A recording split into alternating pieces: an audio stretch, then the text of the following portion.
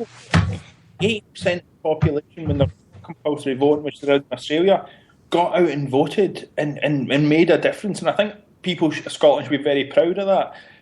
And we need to stand by the decision that they've made, whether we think it's right or wrong, and whether we think. And look, I think probably the key one that showed the bias of the BBC was the one with Salmond, when the BBC reporter said the world media came here, we asked him a question, he didn't answer it, he attacked us, and then you saw the entire thing when Salmond gave up. So, and look, I wasn't. That's right. I think that to me was when you're sitting going, this is ridiculous. Like I'm talking. And I think part of it was the no campaign just ran a really bad campaign. Like a very good friend of mine who was a no supporter, and he said he went to and that, look, I've got a huge amount of respect for him because he went and was really informed. So this wasn't the guy reading, one of the tabloids going, I'm voting no because it means lose the Queen on the coins, or one of the ridiculous things.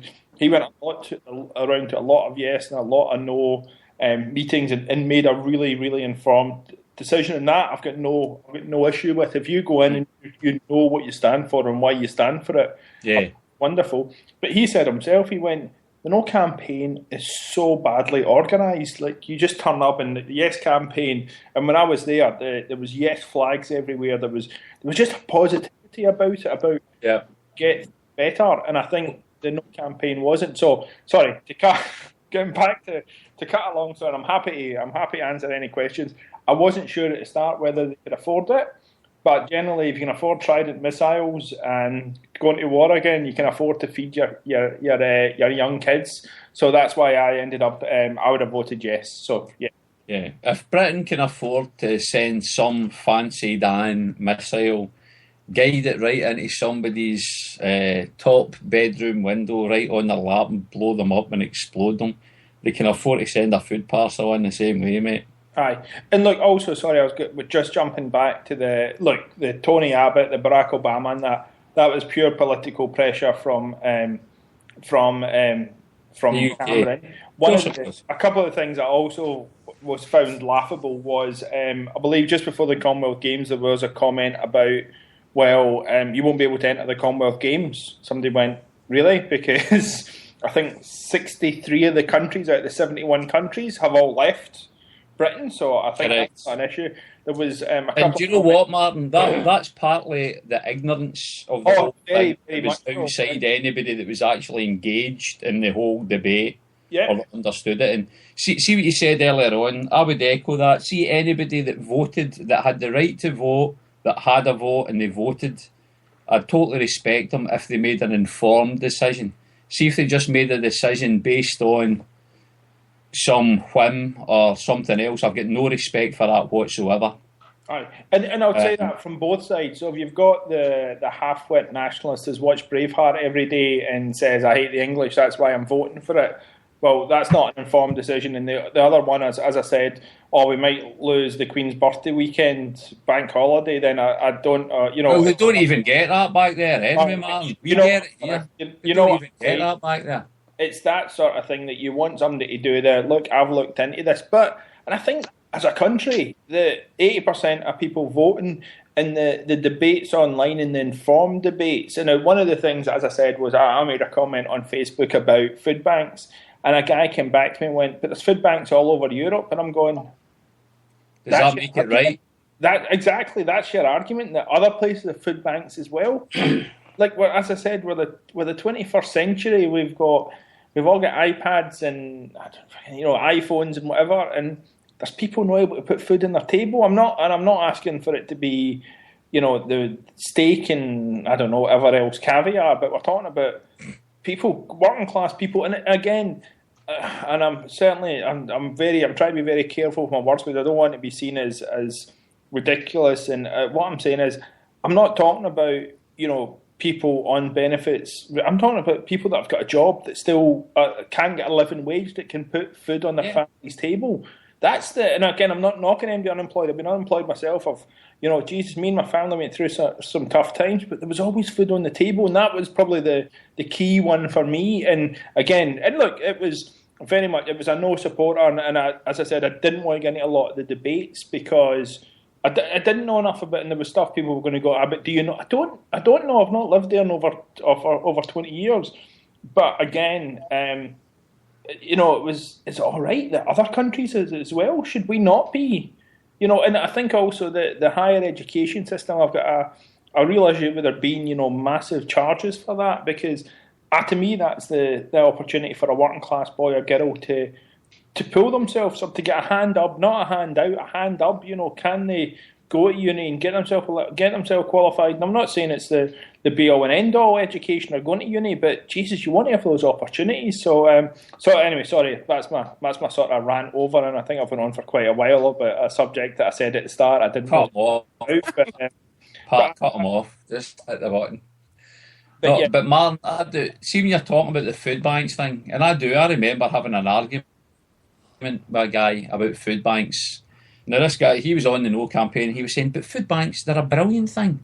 They provide for society, right? They're doing a great job and you're thinking, wait a minute here, mate, you are completely missing the point. They shouldn't fucking exist. Aye. No. They should not exist in this society. Exactly. And this is this is what you touched on right back at the very start, Liam, about the type of country and the type of people you are, or we are, and our type of... I mean, again, I would always... You should never tar everybody with the same brush, right? But you could pretty much say that as Celtic fans, predominantly we're of a kind of socialist type view, socialist background, love thy neighbour, all that kind of stuff, right? It doesn't... I would not bring religion into this, by the way. It's more of a socialist, humanist type of thing. But as Celtic fans, you care for people. And this whole attitude, and this is what differentiates us from, again, the bloody bitter orange Sevconians of this world as well, which again is why I try to still tie this back to why this is still tenuously linked to Celtic. We as the people we are, we do care for people. We do see wrong in the world. We see plenty of wrong in the world. And for somebody to just state that, food banks, no, they're a great thing. They're a great thing.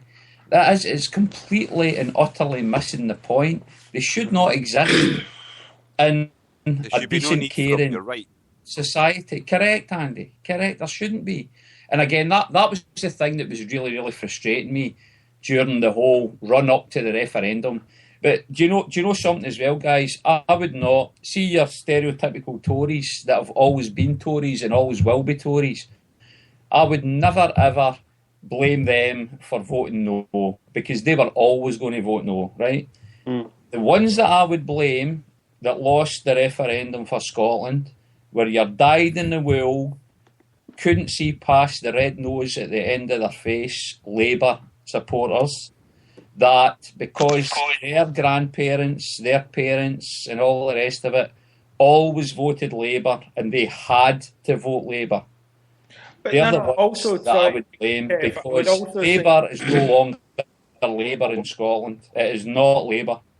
Totally agree, but I'd also say, see the guys that get caught up in the selfish debate. Now, don't get me wrong. You need to look after yourself. You need to look after your family. That's a Tory, mate. That is a Tory, Martin. No. But let me finish your thing. But the guys that I've got, see if somebody again coming back to that an informed decision, right? I can see where it's coming from. But see some of the comments like, I'm not going to vote yes because I think my food Asda's going to go up. Seriously? We're going to decide it. No. I know that was, but it was a total scare campaign. But that's what I'm saying. If you're making your decision because you think a tin of beans is going to go from, I don't even know how much a tin of beans is in the UK. I keep saying I haven't lived there in many years. But if it goes from 50 pence to 52 pence, seriously, we can stop food banks and we can send our kids to university, and it means we pay an extra 2 pence for a tin of beans and an extra 5 pence for a bit of eggs. I think we can cope with that. Do you know what I mean? That's what I'm saying. Martin, they were even saying that people in Scotland wouldn't be able to get EastEnders on their telly anymore. Oh, actually, one of the that's the extent of not just saying your food would go up. You wouldn't be able to watch your favourite programmes. Oh, look, I'll give you a couple of other crackers. There was. That's the kind of shite I'm talking about, though. I'll give you a perfect one. There was that we're not. They wouldn't be, and I love this one. We wouldn't be able to send a team to the Olympics. Yeah. Right? Now, one of the things, if you know anything about the Olympics, and I'm reasonably involved with some sports, even if we didn't have time to actually, if we didn't have time to register with the IOC, the second last team generally into the Olympic Stadium was an independent team. So that's a team, and it's specifically during the whole Balkans thing where countries were saying, teams were actually, or athletes were saying, I actually don't have a country. So seeing coming out and Scotland can't send a team, but the athletes could still go under it's a white, I think it's a white flag or I know exactly what you mean, aye. Right. There was also a comment, and this was when you started getting ridiculous, that you wouldn't get any lottery money for your athletes. Really? Because I thought people in Scotland also bought the lottery tickets. I could be wrong, but I thought it was also, that's what I'm saying. And you're right about EastEnders. Now, see if somebody, as I said, has made a really informed decision and said, I'm voting no because I think this, and this, or we can't afford it, or we think the oil money is going to run out. And I mean a proper informed decision. No hassles with that at all.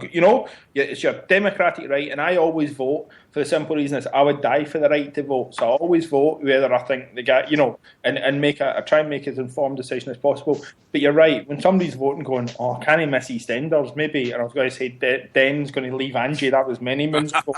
Or, oh my God, I can't buy my lottery ticket, or it means Chris Hoy won't maybe be able to go to the Olympics. Are we for real for this? That's the ones I'm talking about. And as I said, me personally, I'm going to pay an extra 5 pence for my eggs at Asda. Behave yourself, That's just ridiculous. That's when we've got kids starving, we've got homelessness, we've got serious poverty. That's when you go and look, coming back to also, and this is on a wider context, but I think it's taking back the realism. So things like and I don't know about in the UK, but the term here is illegal refugees. Well, if you're a refugee, you can't be an illegal refugee because if you're a refugee, you're just a refugee. And it's this, coming in here, they're doing this, they're doing that. Especially in Australia, the whole boat people thing. And I generally take it back to, if I was a Jewish person and living in Germany in about 1937, and somebody said to me, for £300 and I'll get you out to the UK, I would have paid it. So, it's too much. And again, this was a whole no campaign. It was about negativity rather than about what's about our argument. So sorry, again, I've went on a tangent and I'm on a hack. So I think you're listening to the just a wee bit, Martin. Krowski's in the half chat. I think your comments are very valid. You listening? Can I just say something, guys? Please, no more. I have not said nothing on this part of the debate yet so far. When we started discussing this, I was adamant I wasn't going to make an opinion on because I'm uncomfortable with the subject on a Celtic podcast. I don't criticise anybody else here, but I do have an opinion on food banks that should not exist, and I need to be careful what I say here.